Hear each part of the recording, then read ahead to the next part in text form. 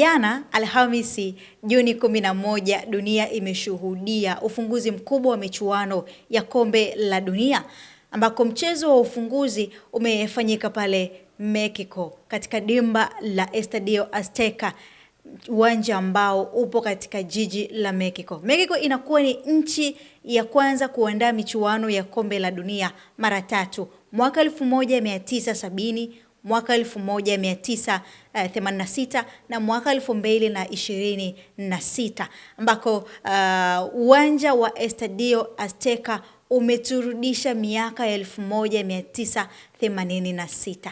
Nini kilitokea katika uwanja ule? Ni gwiji wa mpira Diego Armando Maradona katika mchezo wa robo fainali kati ya Argentina dhidi ya Uingereza alifunga goli la maajabu, goli la mkono, goli ambalo limeandikwa katika vitabu vya soka ama vya mpira wa miguu mpaka hii leo, na vitukuu na vijukuu watakuja kusoma ama kuisoma historia hiyo, ambako tulishuhudia katika mchezo huo Diego Armando Maradona aliruka hewani akampita kipa wa Uingereza Peter Shilton na akafunga goli kupitia mkono. Akaupiga mpira kwa mkono, mpira ukaenda wavuni.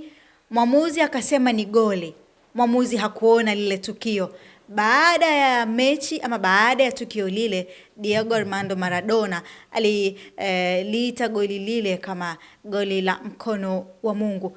Tujiulize tu, kwa dunia ya hivi sasa, lingefungwa goli la namna hii ingekuwaje? Dunia ya teknolojia zimefungwa hadi kwenye mpira kugundua vitu mbalimbali, offside na vitu vingine. Je, lingefungwa kwa sasa hivi ingekuwaje? Kipindi kile hakukuwa na mambo ya VAR, waamuzi hawakujua nini kilitokea. Lakini hii ni moja tu ya utamu wa mpira wa miguu, lakini pia historia kubwa ambayo ilitokea katika michuano hii ya kombe la dunia ambayo imeanza kutimua vumbi. Nikwambie tu kwamba uwanja wa Estadio Azteca hapo jana umeturudisha katika kumbukumbu ya miaka 40 iliyopita. Nikuulize swali ama nakuachia swali utujibu hapo katika eneo la maoni.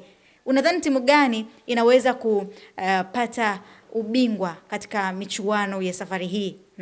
Taifa gani unaliona? Taifa gani kutoka Afrika unaliona likifika mbali zaidi? Katika michuano iliyofanyika kule nchini Katari tulishuhudia Morocco walifika hatua ya juu zaidi mpaka hatua ya robo finali. Je, safari hii kule Mexico, Canada na Marekani, taifa gani kutoka Afrika unaliona linaweza kufika mbali? Tusubiri tuone kile ambacho kitajiri. Lakini pia nataka utuambie hapo, ni nyimbo gani katika michuano ya kombe la dunia unaipenda na mara zote unapoisikia inakukumbusha kombe la dunia la mwaka fulani?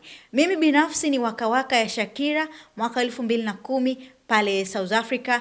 Ndo ulikuwa mwaka ambao mimi nilikuwa bado mdogo, lakini ndo nilianza kufuatilia michuano ya kombe la dunia. Wewe je, unakumbuka nyimbo gani ama nyimbo gani ni nzuri zaidi katika michuano hii ya kombe la dunia? Kwa mara nyingine tena safari hii Shakira amekuja na nyimbo yake nyingine ambayo ni ime take headline, ama tunasema Shakira aliumbwa kwa ajili ya kombe la dunia, ama aliumbwa kwa ajili ya kuliimbia kombe la dunia. Daidai akiperform jana katika ufunguzi wa michuano hii pale katika dimba la Estadio Azteca, ambako wimbo huu alimshirikisha Burna Boy. Mimi ni Teddy Tino, hii ni Mpenja TV, nyuma ya kamera alikuwa Lugedi Pablo.